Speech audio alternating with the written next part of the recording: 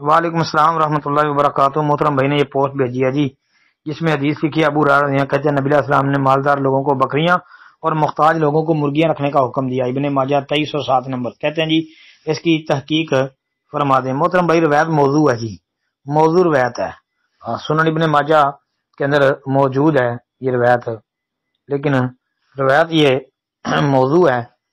سند کے اندر علی بن عروہ ہے، وہ متروک الحدیث ہے، بلکہ حافظ ابن حبان رحمۃ اللہ علیہ نے اس کے اوپر وضع حدیث کا حکم لگایا ہے کہ یضع الحدیث ہے جی۔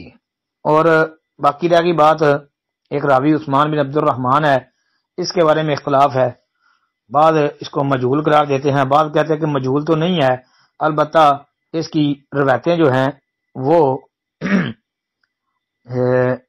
ضعیف اور مجہول قسم کے راویوں سے ہی ہیں۔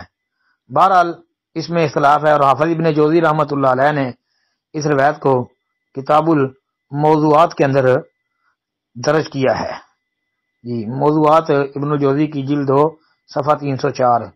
ایسے ہی ابن عدی نے بھی اس کو الکامل کے اندر ایک